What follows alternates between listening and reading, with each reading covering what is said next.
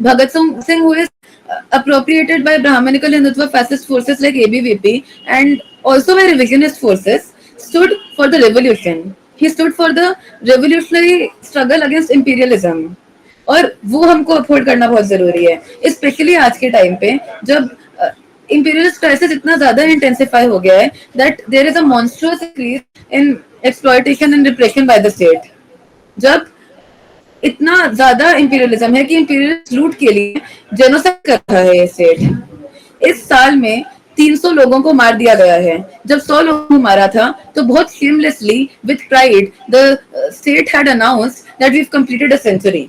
They do fake encounters, they do mass murders, they do attacks by drones, they rape women, they parade naked, and they take pride in all of those by saying that we are ending the left wing extremism. They are also attacking the ideas. जो professor GN Sai Baba इन्होंने एक movement lead किया against the genocidal operation in hand by the state, जब उनके acquittal को reverse कर रहे थे तब कोर्ट ने बोला था this man's brain is too dangerous. That is how the state is scared of the brain of someone. That is how the state is scared of ideas. Surajkund scheme, which is an even more intensified version of the previous genocidal operations like Green Hand, Samadhan-Prahar-Kagar, इसमें ये बोलते हैं कि we will target gun yielding as well as pen yielding Naxalites. हमें Naxalism of pen को खत्म करना है. That is how the state is of ideas, of revolutionary ideas. और इसीलिए it becomes even more important for us Bhagat Singh को uphold करने में, जो बोलता था कि वो मुझे मार सकते हैं पर मेरे आइडियाज को नहीं मार सकते. Ideas are immortal. वो आइडियाज को नहीं मार सकते, वो रेजिस्टेंस को नहीं मार सकते, वो रेवोल्यूशनरी मूवमेंट को कभी नहीं मार सकते, कभी नहीं खत्म कर सकते. पाश अपनी एक कविता में कहता है कि वक्त बहुत देर से एक बेकाबू घोड़े की तरह रहा है जो हमें घसीटता हुआ जिंदगी से बहुत दूर ले आया है, और कुछ नहीं, बस युद्ध ही इस घोड़े की लगाम बन सकता है, बस युद्ध ही इस घोड़े की लगाम बन सकता है. और इसीलिए भगत सिंह भी जो बोलता है that is declared that the state of war does exist and shall exist as long as there is exploitation of man by man, as long as the labor of Indian toiling masses and the Indian resources are being exploited for a few parasites, for a few imperialists, for a few comprador bourgeoisie, तब तक the state of war will exist. And इसी note पे I would like to call Professor Saroj Giri. He is a professor in DU and also a professor of pol science in DU and also a member of Forum Against Corporatization and Militarization. साथ ही इस चीज पे अपनी बात रखेंगे. Thank you. Thank you for organizing this program. Bhagat Singh Chhatra Ekta Manch. I think it is much needed to organize a program on Bhagat Singh, commemorating Bhagat Singh. I would start by suggesting that we need to keep, I think, 3 dates in mind while discussing Bhagat Singh. And one I would suggest is the year 1910. The second is the year 1931. And then 1946, 47, 46, and then 1967. I have suggested 4 points in time. 1910 is the Bhumkal rebellion which happened. This is associated with the name of Gundadhur. There was a Bhumkal rebellion. Some people call it the first war of independence, but that is something maybe debatable because some people say 1857 is the first war of independence, so we don't know. So 1910, 1931, when the year when Bhagat Singh is hanged, and then 1946, 47, particularly 46, year of the naval uprising in Bombay, which had mobilized huge numbers of working classes in Bombay, as well as all over the country. The naval uprising was, I think, a major turning point in the history of revolution and resistance in this country. And then around that time itself, we have Telangana, the Telangana uprising, right? 1946 to say 1951, which in a way it's very interesting, the Telangana movement, because it straddles the period of the writing of the Constitution of India. As the Constitution is being written by the great Constituent Assembly, you have the army massacring revolutionaries in Telangana. That is the backdrop. There's a war music going on. This thing that you are quoting from Bhagat Singh, that the state of war shall continue, and in fact it continued, and it continued right when the Constitution is being written. Peasants are massacred, landless Dalit laborers are being massacred as the Constitution is being written. That is the Indian Constitution for you. And then after that, I'm suggesting the year 1967. Why am I suggesting you this timeline? In order to understand Bhagat Singh.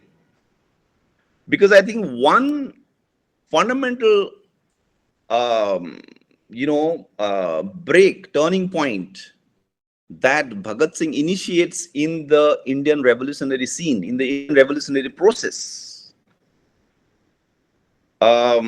is the break with petty bourgeois compromises that the CPI, the Communist Party of India, right since its founding in the 20s, the CPI had somehow, I think, specialized in making petty bourgeois, middle class kind of compromises right since the inception.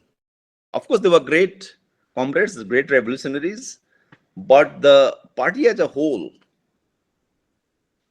was always not doing precisely, the concrete analysis of concrete conditions.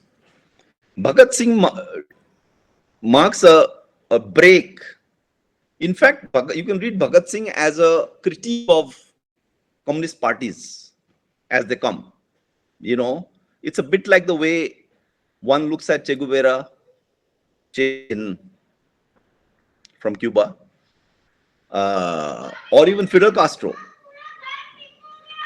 And Comrade Modi rightly pointed out, Bhagat Singh also wasn't a communist already when he joins the revolutionary movement.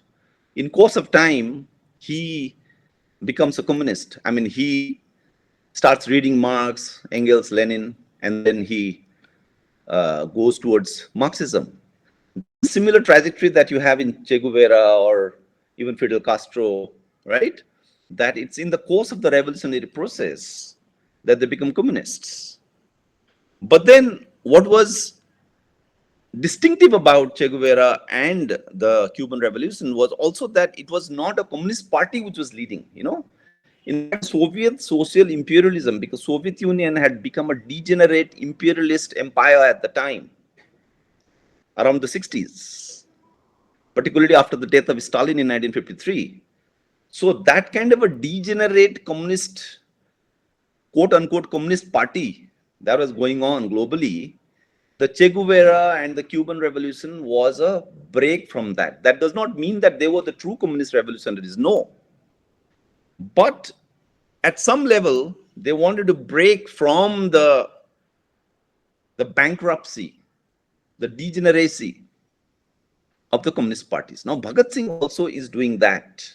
That's why Bhagat Singh is not the Communist Party, right? And of course, there's no substitute to the Communist Party, by the way. Small groups, small factions, small organizations and associations, that is not really what would take you towards a revolution. You need a communist party. So Lenin is absolutely right on the necessity of the vanguard party. So 1931, I'm taking, because Bhagat Singh is hanged at that time, and that's a major rupture that if the communist parties were critiquing Gandhi and the mainstream of the freedom movement, it's not they who are able to capture the imagination of the masses in India. It's not the Communist Party. It is the Bhagat Singh outside the Communist Party. There are forces that come and do it. And then you have, of course, after Bhagat Singh, um, you see that in the national mainstream of India, you have a kind of revolutionary politics which is not immersed, wallowing in petty bourgeois compromises that the communist parties were doing at the time. So Bhagat Singh, in that sense, represents a break from that kind of middle class, compromise, petty bourgeois kind of politics. But the thing is that, in a way, if you were to look back 1910, the Bhumkal rebellion, in a very, very different context again, right? Of course, it's happening within India, it's happening in central India, it's happening in Bastar, if you like. But that Bhumkal rebellion also had a similar feature. But then it had something very unique also, right? Which we will come to in a bit. And then you have the naval uprising, 1946, urban working classes, the workers in the navy, sailors, whom you can say are part of the working class, part of the proletarian masses, right? And then soon after, as I told you, there is Telangana peasant uprising. But then after independence, just as RSS and others would be proscribed and because they were the killers of Gandhi and all of that, but don't forget that the regime which comes after independence, be it Nehru or Indira Gandhi, these regimes were, of course, very close to the Soviet Union through the conduit of the CPI, but then we know their character. Their character was, they used to be socialist in name, but they were actually fully backing private capital, even though they talked about mixed economy and all of that. So the communist parties at the time, the CPI and then slightly later the CPIM, they were also completely, even though there was, there was a brief period called the Ranadive, period, which is, I think, 1947. There was a Calcutta Congress of the CPI, and the Ranadive got a different kind of a line, which involved Soviets, like Soviet style kind of revolutionary process, which happened in Russia in 1917. So the Randive line was a kind of a radical line, you can say. There will be differences, of course, but Ranadive, BT Randive, who, as the leader of the CPI, BT Randive, he brought this new line within the Communist Party of India. Very interesting period, I would say, very interesting. 1947 to, I think, 1948. But soon he was removed. And if you read spin doctors like Ramchandra Guha, I call Ramchandra Guha a spin doctor. He's the spin doctor of the Indian parliamentary, whatever liberal democratic state. People like Ramchandra Guha will say, "Oh, the darkest time within the CPI was when Randive was the leader, when Randive's line." So you already know that's a hint for you. If Ramchandra Guha thinks that was the darkest period in the history of the CPI, then maybe it was the brightest. So there is something there that revolutionary student organizations, serious organizations like Bhagat Singh Chhatra Ekta Manch should also study what was the Ranadive line and see what was going on at the time. But in any case, in this total kind of compromised kind of petty bourgeois parliamentarism in which the CPI and later the CPM was engaging, that's when 1967 happens, right? And you know what 1967 stands for. So in a way, the truth of Bhagat Singh, what Bhagat Singh really was indicating towards, that's not very clear in Bhagat Singh, because Bhagat Singh also died very young. His ideas did not really unfold, he did not get that kind of time. And it was early on in the 1930s. So the truth of Bhagat Singh, what Bhagat Singh was actually trying to capture, what he was trying to grasp, what he was dreaming of, let's say the dream of Bhagat Singh, in a lot of senses, um, gets realized in 1967. That in 1967, there is a break in the Indian communist revolutionary process. There's a rupture. And for the first time, communists broke with the kind of revisionism which had afflicted the Communist Party for a very long time. But this is, you might say, at a slightly what might look like an abstract kind of a level, that it broke with the revisionism of the Communist Party, which had completely given up on the revolution, on the class struggle.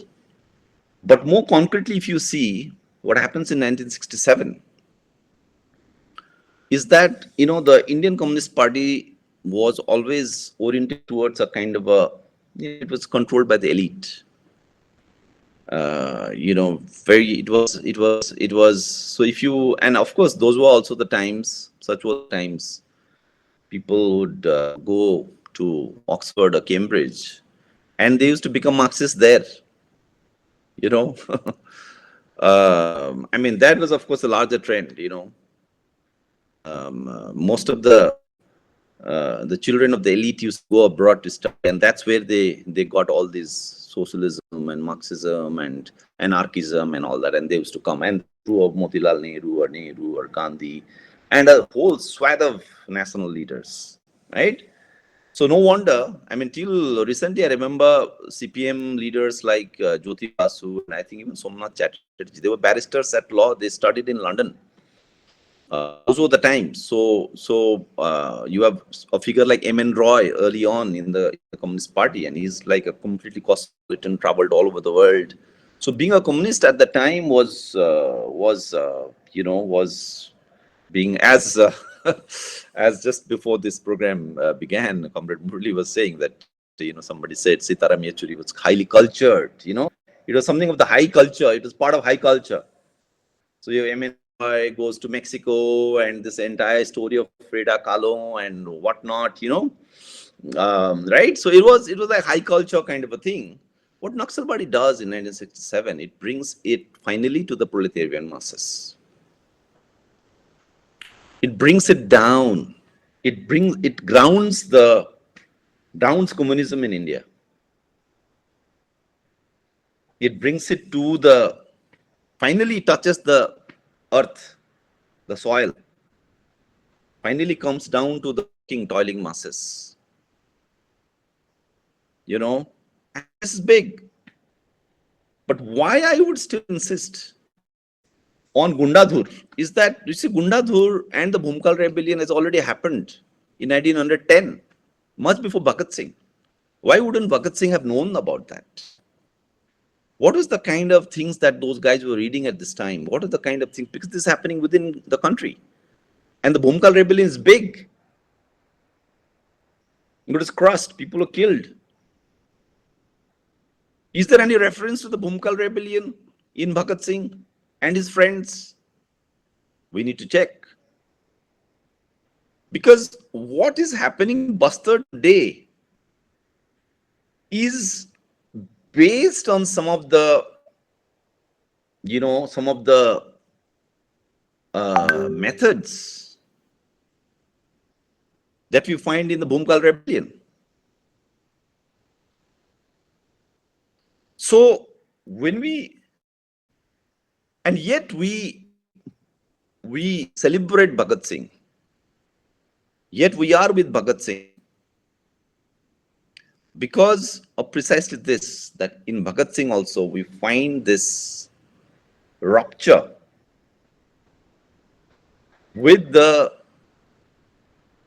word moribund, this kind of dead dormant, this kind of zombie communism that was in India. With Bhagat Singh at the national level, look, Gundapur happened, Bhumkal rebellion happened, but it was in Bastar. So it was not impacting the national level politics in that sense. Bhagat Singh's activity is at the level of the national politics. He's also in Punjab, he's close to New Delhi, he's near the center of power.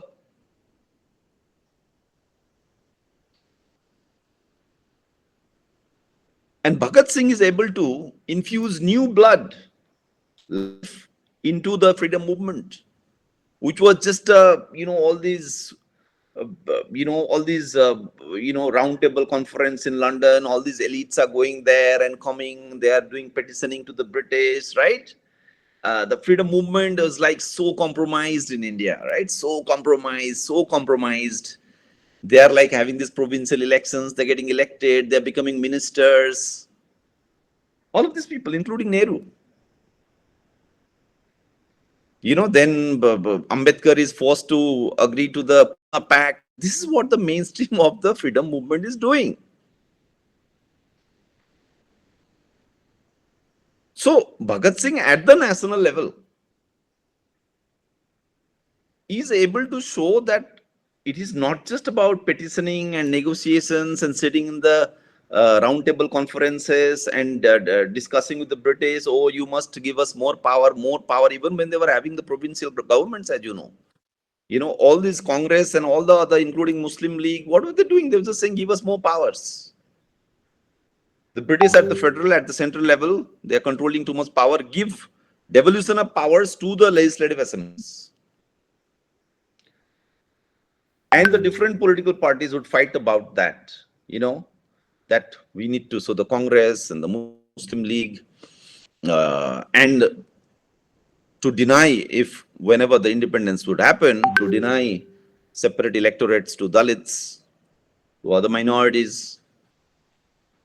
So they were in a kind of a negotiating game all the time, willing dealing, cutting deals here, cutting deals there. It is not just Savarkar, I think. I think everyone was doing that. Why only pick on Savarkar? I don't agree with this thing that only Savarkar was this thing and everybody else was so holy and pious. I don't think that is the case. If that is the case, then you didn't need Bhagat Singh. Bhagat Singh would not be isolated if that was the case. People like Gandhi had great powers, and Gandhi is already a global figure, a global icon at the time. When Gandhi goes to England, he meets the king, he meets the emperor. People like Nehru also having tremendous clout. The way Rahul Gandhi goes and meets like Nancy Pelosi and US Congress senators, is that they're pretty big. They might be fighting the British, but the mainstream of the Indian freedom movement, they're very powerful. I remember when I went to I think the Gandhi's ashram in Wardha. Gandhi is, of course, in the ashram.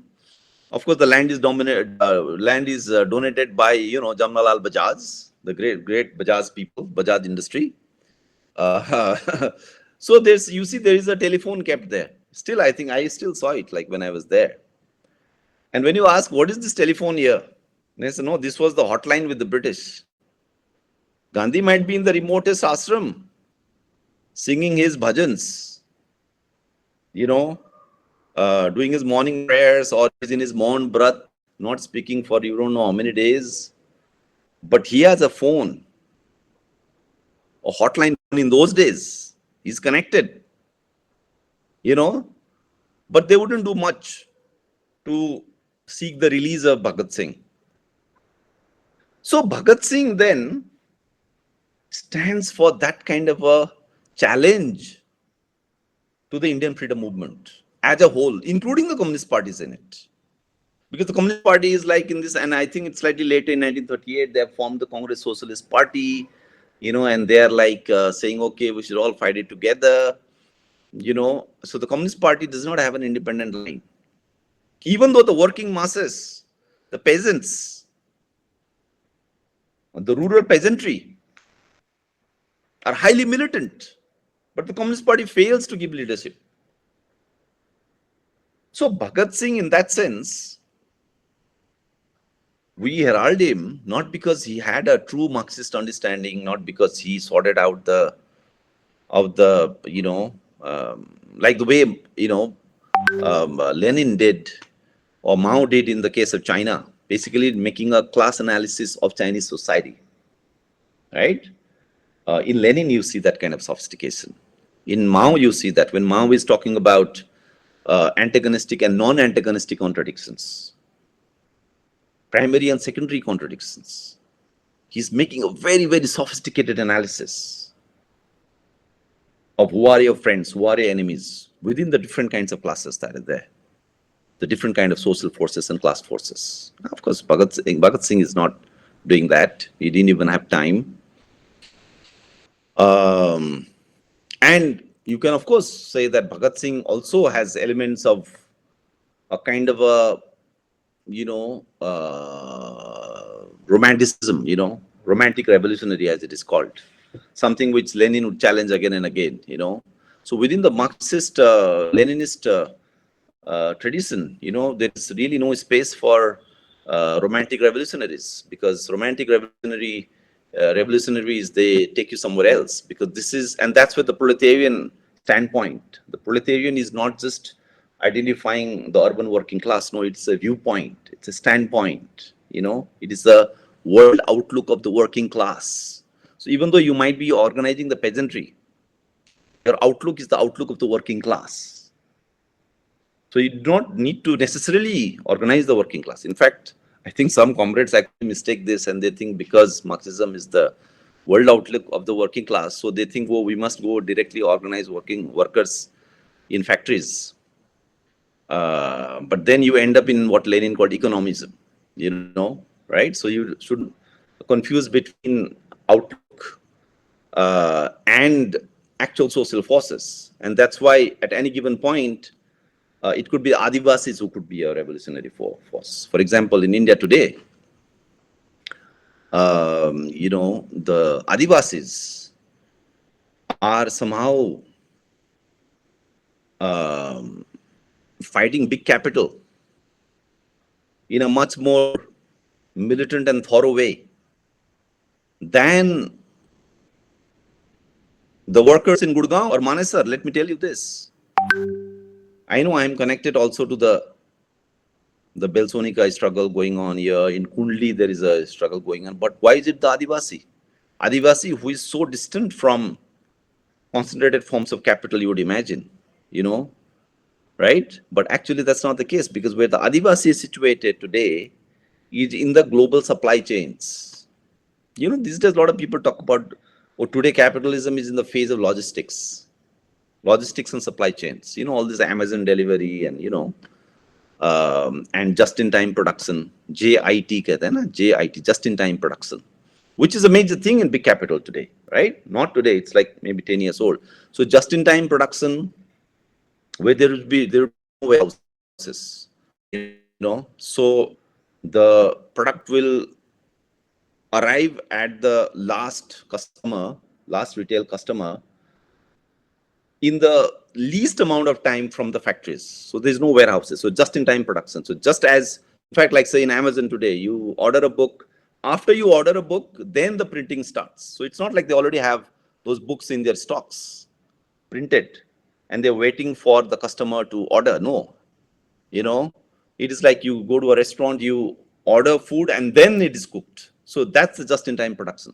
So it is, so the Adivasis today, or not just today, even back then, maybe in Bhagat Singh's time, it's just that the communist movement was so focused on the urban and where the mainstream of the freedom movement was taking place. That's why people wouldn't notice, for example, the Bhumkal rebellion of 1910. So the Adivasis today are able to challenge, and people think if the Adivasis are struggling, they think, oh, Adivasis must be fighting some feudal customs or something. No, Adivasis are not fighting feudal customs. They are fighting feudal customs as well, over and above. But Adivasis, most advanced forms of capital today. Precisely what the Maruti workers are fighting in Manesar. If you go to Manesar and Gurgaon, you will see the capital there is the most advanced with robotics and whatnot. What Marx would say, the organic composition of capital, is extremely loaded towards capital. It's high capital intensive, let's say. So, so this is the highest, the most advanced form of capital here in Manesar and Gurgaon, you might say, or in Chennai and all these hubs, auto hubs and all these industries that are there, right? Or AI, for example. But do you think that the supply chains that crisscross central India, where the steel is going there, where the iron ore is going from Bastar, it's going to Japan. It is in the highways of global advanced capitalism, what you want to call world imperialism. That's where the Adivasi is located, right? So just because the Adivasi is an Adivasi and it's not in the cities and not doing the kind of traditional trade unions or working class organization doesn't mean it is fighting just feudalism or some kind of old-fashioned, regressive customs. No, right? So you see this. So this kind of an analysis of the different social classes in India and of castes of India, and figuring out your revolutionary strategy based on that kind of an analysis, I mean, the Communist parties claim to do in the 30s, in Bhagat Singh's time. I mean, they claim to do also because they were in connection, in direct touch with the Communist Party of the Soviet Union. They were traveling all over the world. They were globally traveled. I think the communist leaders back then were more global and more cosmopolitan than those today. At least the ones who who identify with the 1967 kind of uprising, like the ML, I would say. Even though some factions of the ML have become too global, it's not good for their health. They become too global left, kind of a thing. So that kind of a concrete analysis of concrete conditions, that kind of a analysis of the making distinctions, as I said, as Mao would do in some of his work, between antagonistic and non-antagonistic contradictions between different classes, and also how a class which might be revolutionary at this point would not be revolutionary at another point, but that does not mean it has an antagonistic relationship with the revolutionary movement. It can still be non-antagonistic. To do that kind of a work is of Bhagat Singh. Nobody is saying it's there. And yet the spirit of Bhagat Singh, is something which we salute. So what happens in 1967 is that the spirit of Bhagat Singh again inspires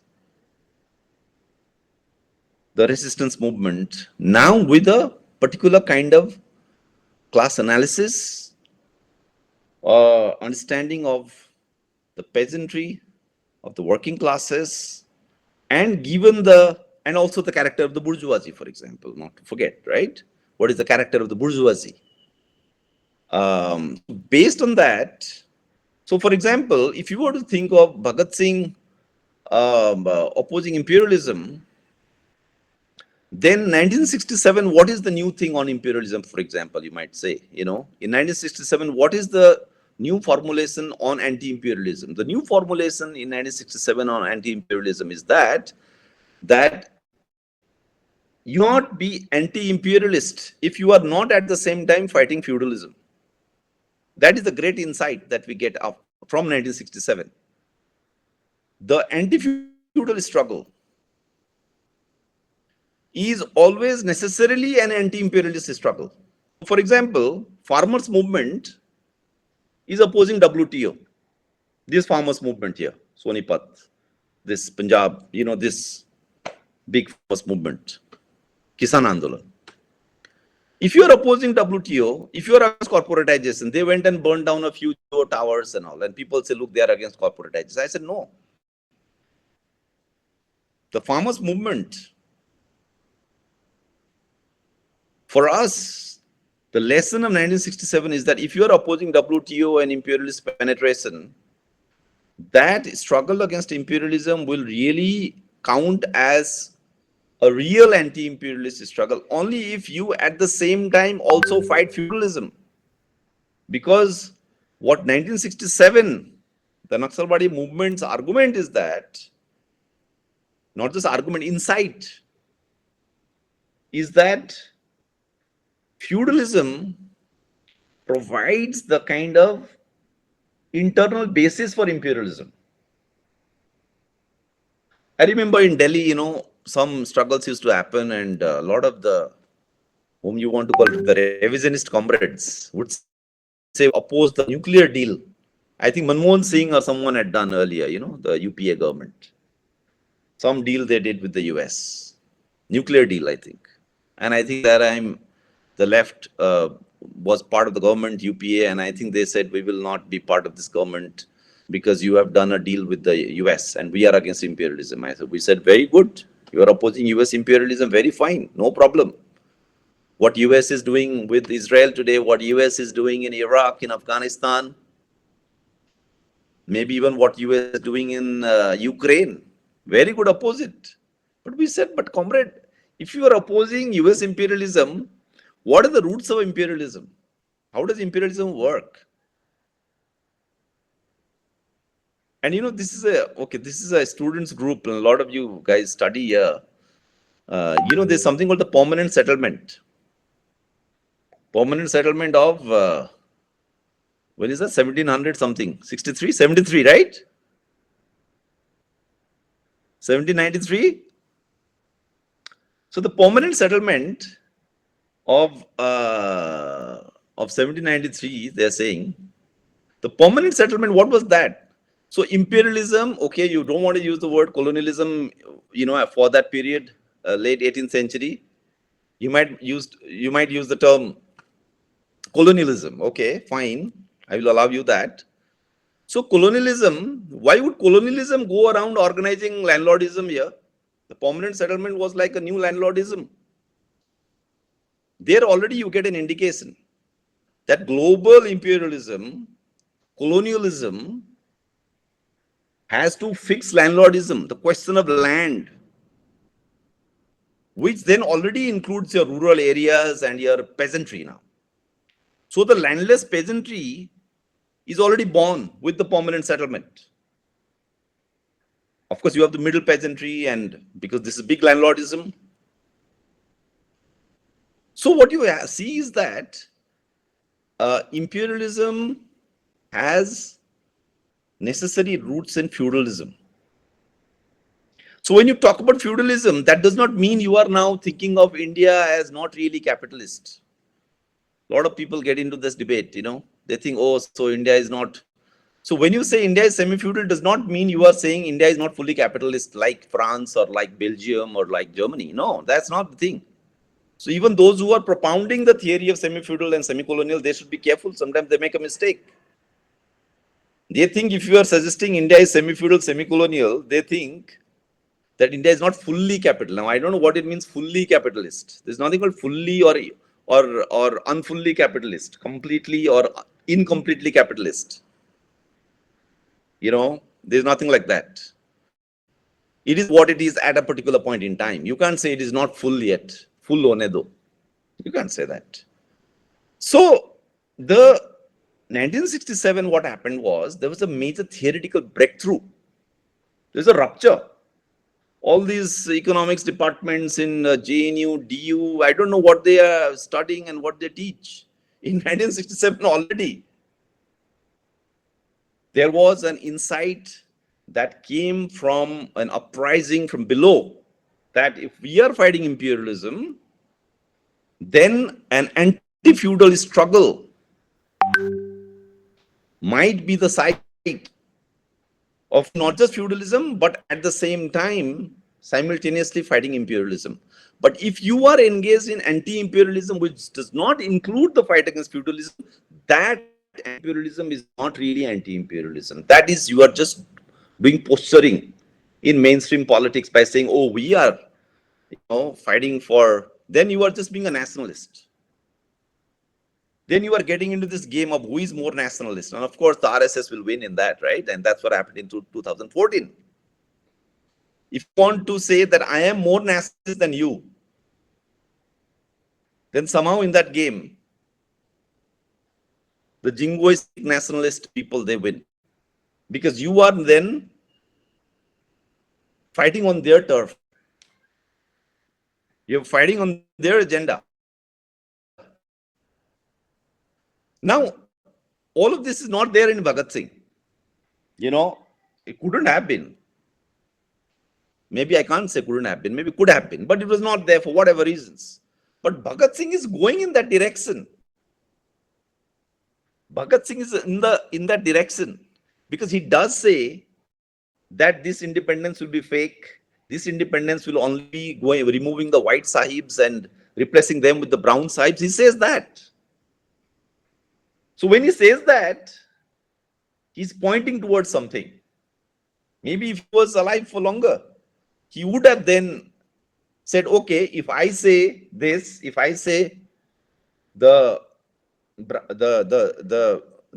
white sahib will be replaced by the brown sahib, and this independence is a fake independence, this azadi is a jhuta azadi, then what does it mean in terms of concrete analysis of concrete conditions? Maybe he would have done that, maybe. We don't know.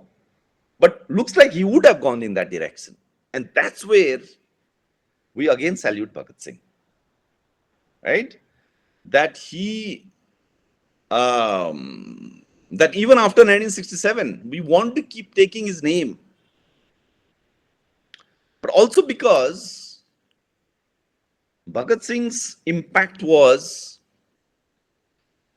at the level of the national mainstream.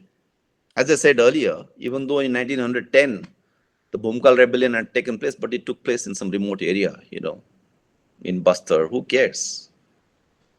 Bhagat Singh was in the center. It's like, those bombing in Gaza and in support of Palestine. Even we did our rallies here in support of Palestine. But those who did the protests in Columbia University, they get bigger coverage. People remember them, not our protests here in front of arts faculty in DU. I'm sure Bhagat Singh Chhatra Ekta Manch also gave pamphlets in support of Palestine, but it was the rallies in Columbia University and Cornell that hogs the limelight. So Bhagat Singh, in that sense, is in the national mainstream and is able to create this impact here, right? And that is a massive thing. The other thing is about communalism. We should never forget that communalism is very important in India as a Hindu-Muslim. I mean, you can say that, okay, 1967, very good, Naxalbari, but what about Hindu-Muslim? What do you have to say on Hindu-Muslim?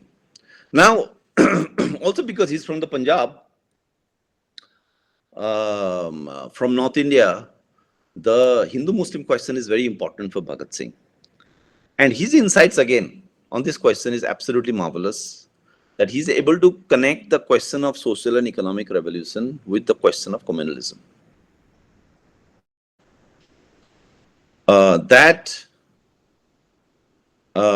You see, there is this understanding was, of course, there even among the communist parties, the CPI and others, who used to say that, look, communalism is about diverting attention from class questions. It is about dividing the working class on religious lines. These things were there. But somehow Bhagat Singh is able to bring an urgency to the matter because of his emphasis on the social and economic revolution. That he was very clear that the social and economic revolution itself is an answer to the question of communalism in India. And that time, it was Hindu communalism and Muslim communalism. Both were there. And Nehru and others, the Congress, the mainstream of the Congress, they were against communalism also for their own vested interests, because they wanted to deny separate electorates, not just to Muslims but also to Dalits. And we need to revisit some of those debates, of course, because the separate electorate demand, somehow they were, and in fact, I don't know why even the Indian Constitution did not allow for that. Even today. So reservations for Dalits were a compromise, because Dalits were not given separate electorates; they were given reservations. Reservations is nothing when you compare it to what they had actually demanded, which is separate electorates. So, so opposing communalism from the perspective of secularism, that kind of an approach is again a bourgeois approach. This secularism versus communalism is also a game in India. And I think we should reject both. Bhagat Singh seems to be taking us in that direction. Not just seems to be taking, he seems to be saying that. He's saying no. The answer to communalism is not secularism. The answer to communalism is a social and economic revolution. Because when you bring secularism, which is what happened in India, right? And I think Indira Gandhi later, in the commotion of the emergency, or just before that, she introduced those terms, right? Socialism, India is socialist, democratic republic, and I think she also घुसावट घुसावट बोलना पड़ेगा उसको. It's like she also घुसावट. I think she illicitly put secularism just to kind of do this left liberal kind of virtue signaling, because she was trying to portray the opposition against her as fascist forces. So she wanted to be the most progressive. So she introduces secularism and socialism illicitly. I mean, for no good reason, just to pose, just just to take credit, as a gimmick. So Bhagat Singh has a critique not just of communalism, also of secularism. That's very important. In fact, I had a chance to go over this. I wrote an essay in this journal called Rethinking Marxism on this, and there I call it hegemonic secularism, dominant communalism. So communalism is dominant, but secularism is hegemonic. It is like a elite bourgeois project, the enlightened liberal bourgeois project of secularism, which then tries to fight communalism, which is dominant, which is deep inside your society, And this is something even others have pointed out.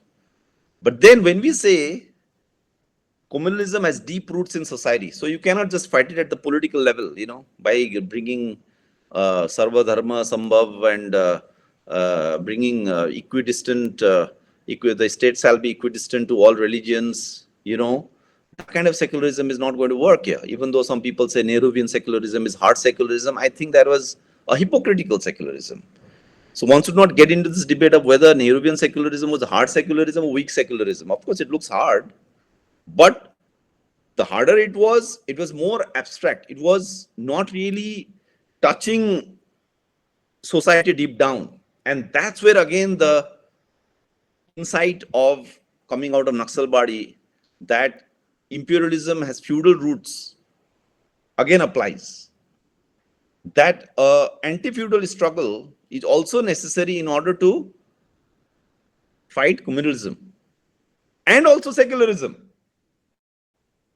That's why all this Ganga, Jamuni, Tehzeeb and that kind of a thing, which people want to use in order to fight communalism, right? Or we should all eat biryani or go and attend iftar, right? That kind of a Hindi, what is that? Hindu-Muslim bhai approach. That kind of a petty bourgeois approach is also something which Naxalbari rejects by saying that we will fight it through transforming society itself, through, you know, going to what Bhagat Singh was talking about, the social and economic revolution. That is how you fight communalism. You don't fight communalism by just putting secularism in the constitution as a state policy, because it will be abstract, because it will not reach the masses, because it treats communalism as just an attitude. It treats communalism as coming only from given political forces like BJP or RSS. Do you think if there is no RSS or BJP or some other force, there won't be any communalism? Don't you think communalism is also something which is, uh, which is internalized by at least a section of the Hindu masses, Hindutva, right? That we need a social and economic revolution, as Bhagat Singh says. So there is a connection between both this entire terrain of communalism versus secularism. This terrain has a connection with a particular kind of parliamentary political party politics, which sets the battle as between communal forces and secular forces. And we are seeing this for a very long time in India. So Bhagat Singh is critical both of communalism and secularism, and that's where again Bhagat Singh stands out. Finally, one last thing I'll say, I think, on atheism. Why I am an atheist. You read the essay, Bhagat Singh, Why I am an Atheist. And it feels like when you read that essay, it's an absolutely marvelous essay, no doubt. He's posing science against religion. That is his framework. The scientific temperament kind of a thing, against religion, against regressive ideas, against feudal ideas, against Rudivadi Parampara kind of thing, no? Traditional customs. And hence we should go towards science and enlightened thinking. If you know Marx's critique of Feuerbach, that is more like Feuerbach rather than Marx. Feuerbach was a materialist, right? Now Marx comes and critiques Feuerbach's materialism. You would say, why? Marx should be critiquing idealism. Marx should be critiquing idealists like Hegel and others. Why critique a fellow materialist? But that's what Marx does, right? But that is the Marxist tradition. You move ahead through unity and struggle of opposites, through dialectical struggle and unity. So if you have Lenin, Lenin becomes Lenin because he marks a rupture in even the Marxist understanding. So when Lenin comes and says, imperialism, highest stage of capitalism. This was not there in Marx. Lenin is coming and saying something which is not there in Marx, is revising Marx. Right? Or say the Leninist conception of the vanguard party. So Marx or the Marxist revolutionary tradition is taken ahead by Lenin by marking certain ruptures with Marx. And that's how the revolution moves ahead. And same thing you find in Mao. Mao comes up with formulations that were not known to Lenin. Look at his formulation that comes out of the Shanghai School of Political Economy. Absolutely brilliant formulations that were not there. When he talks about atheism, then it looks like he's not made that progression in the materialist perspective to Marx. He is materialist. He is having a materialist philosophy already when he's writing Why I Am an Atheist. But it is not a Marxist materialism, So he's still functioning in the idealism versus materialism debate. And he's not saying that, okay, we need to reject the old religions and old God based faiths and all of that. And we need to come to what? To science. But what kind of science? What kind of materialism? So, this kind of a um, inner struggle within materialism, what Mao said, one divides into two. So, if you have materialism, the materialism itself will now be determined by the internal struggle within materialism. Like, what is materialism? He does not get into that. For example, and that's where again, the kind of analysis you have in Lenin would have been is something which we need to supplement Bhagat Singh's essay on atheism. Because what Lenin is doing is that again, concrete analysis of concrete conditions, right? That, for example, which are the, if Bhagat Singh had taken this into account, I'm just giving you an example. If he had said, okay, religion is bad, gods and all don't exist, and of course atheism is good, but if you look at the vast majority of the masses in India, where are the atheists? The people you are trying to organize, people going for pilgrimage, people doing, you know, pujas and all of that. For example, Dalits in India associate with Lord Shiva, right? This is a thing. Uh, or with so many other deities. These deities are then later taken by Brahmanism, appropriated. But even Adivasis, they're Shaivites a lot of the time. Uh, so if you look at the vast masses, then they are doing one or the other kind of what you can call religion, but maybe it's not even religion. It is more like, localized embedded practices, but based on local deities or cults, or the cult of Durga. Cult of Durga, for example, in Eastern India.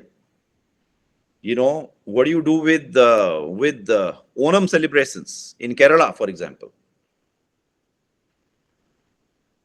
So that kind of a grounded understanding that if you are saying atheism, what does it mean in India? So Ambedkar, on the other hand, would not do that, right? He does not say I'm atheist and all that. He identifies with actual radical traditions from within ancient India. So he says Buddhism. So when he says Buddhism, when he talks about the Nagvamsis, when he talks about traditions that define Indian society from within, that is his strength. Rather than identifying with atheism, which does not live among the masses. You might have a different form of atheism. What is that called? Right? So some people call it Buddhism. Some people might call it Saivism. Some people might identify with Kabir. Some people might identify with Sant Ravidas. Now that kind of work, in terms of, the Chamar community identifies with Ravidas. If you go and say, no, ये Ravidas मंदिर क्यों है यहाँ पे? We are all atheists. Then you end up becoming that abstract, deracinated, bourgeois radicalism. That's not Marxism, Leninism. That's not the communist approach. So, what we need to do then is that we need to extend Bhagat Singh. Bhagat Singh died. He could not complete the project. But it's our task to continue that, to extend that tradition that Bhagat Singh Bhagat Singh started, you know, and you wonder that a young chap of like 20, 21, 22 years is able to produce this kind of work. And you had those communist parties and all those senior leaders in communist parties, Politburo members, traveling all over the world. Maybe they went to Moscow and they met Stalin, and maybe they met Lenin also, but they couldn't produce any work like that. That when he is writing why I'm an atheist, that kind of directness which is there in that clarity with which he's writing, he's not writing those kind of documents or something, which Communist Party leaders were writing, very highly educated Communist Party leaders, which you open and you can't read more than one page. It's so lifeless, it's just full of jargon. The fact that Bhagat Singh could think for himself, you see, thinking for himself, thinking for oneself, that's a great thing. He was original. He read Marx and Lenin, but then he was not just repeating what he read in Marx and Lenin. No. He could process it. He could think for himself. That originality, that clarity, that is absolutely fabulous in Bhagat Singh. So I will repeat again then, 1910 Bhumkal Rebellion, 1910 the rebellion associated with the great Gundadhur. You then come to Bhagat Singh's death in 1931. Then I want to throw in 1946 naval uprising in Bombay, which mobilizes a lot of radicalized working classes, and then the Telangana uprising. And from there you have to come to 1967. I think these are the different turning points that produce a revolutionary communist process in this country. And we need to ask the question that where does this revolutionary communist process stand today in 2024?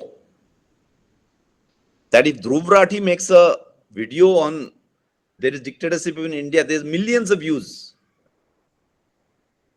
Millions of views. So if Dhruv Rathi and Ravish Kumar is going to decide what should be the politics of the progressive forces in this country, or do we have a voice outside of it? My fear is that after 2014, there's a kind of a bandwagon which is created that we must defeat Modi, and we are forced to shut down, forced to deprioritize, forced to do away with any kind of revolutionary voices in this country, because we should all apparently come together in one so-called united front, which is not even a united front. It is just like the most powerful within it will control everything. So basically just rally around the biggest political parties in this country who are already so bankrupt and already so compromised, and they will lead the whatever you want to call it, India alliance or something, and we're all supposed to join it like cattle. And the actual revolutionary line of struggle is supposed to be sublimated into it, dissolved into it. Why? Because oh, nahi to Modi aa jayega. I think this kind of a blackmail, this is a blackmail. So when our friends are then raided by NIA today, I see very few civil liberties also even coming out with a statement against the NIA raids. Is that a united front? If you want all forces on the left, progressive and all of that, liberals to come together, because nahi to Modi aa jayega, otherwise Modi will come. If you are not blackmailing the revolutionary forces by doing this, then what are you doing? So when we say Operation Kagar today, and I had pointed this out in Hyderabad, today there are, I think, I don't know, 4, 5, 6 left MPs, members of parliament, elected in this 2024 Lok Sabha elections. Are they raising questions about Operation Kagar? What is happening in Bastar? Aerial bombing in Bastar? Are they raising these questions in the parliament? What are the MPs doing? What is Shashi Tharoor doing? What is Shashi Tharoor doing? He is supposed to be enlightened, anti-fascist. What are the left members of parliament doing in the parliament without any discussion, without any deliberation? You are imposing military rule in the Adivasi areas. No deliberation, no discussion, no court, no parliament. Let the parliament deliberate on this, let the parliament then arrive at a conclusion that yes, we should use aerial bombing in Bastar. Let the political class take responsibility. Let the political class step up and say, yes, we want Operation Kagar. Then we will see, no?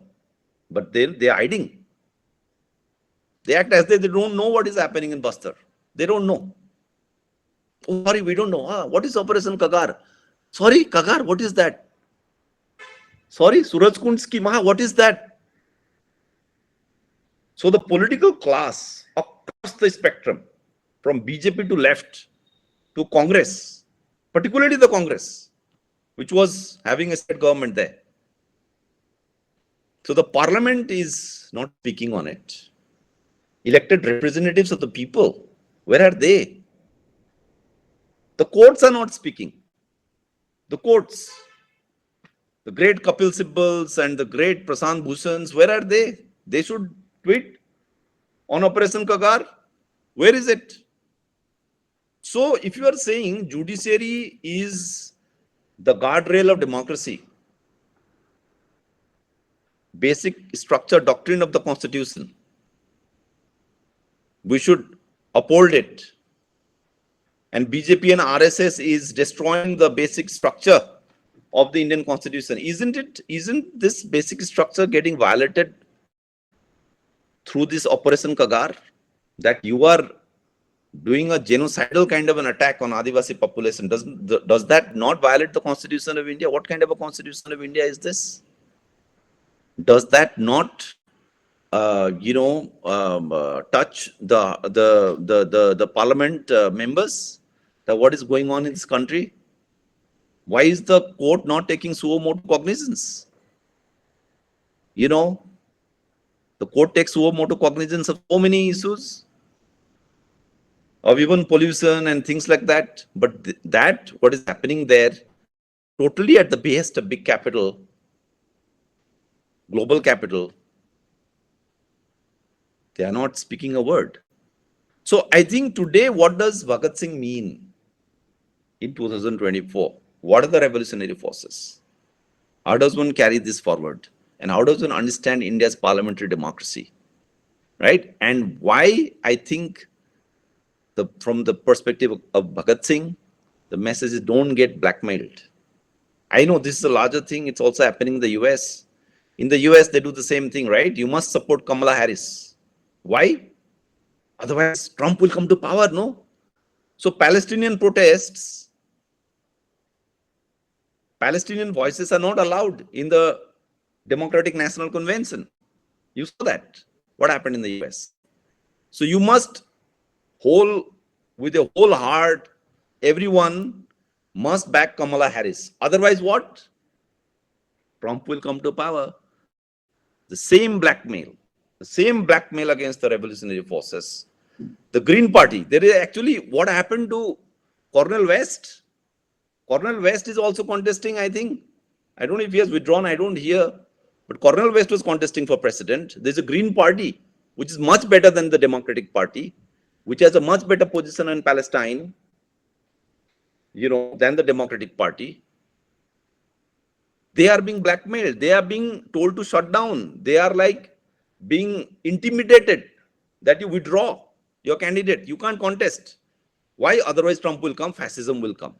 So this blackmail, showing the threat of so-called fascism, showing the threat of Modi or Trump, this is also used to crush the revolutionary movement, with the result that today what is going on with Operation Kagar and all that, none of the members of the political class are speaking, and we must support them, because I'm sure even they think, they also hold Bhagat Singh in high regard, and they also celebrate Bhagat Singh's birth anniversary every year. We should ask them, in which case, what do you have to say about the kind of military repression that you've unleashed in central India, all in order uh, to ensure profits for big capital. You are opposing Adani and Ambani, but precisely Adani and Ambani, as well as a whole swathe of other companies, including Tata and SR and Jindal, you know, they are behind, they are in cahoots with the state and the political class to destroy Adivasi lives. What about that? And these are the questions, I think, that Bhagat Singh, commemorating Bhagat Singh, leads us to ask these kind of questions, so that we can carry on the revolutionary communist process in India forward. Thank you very much.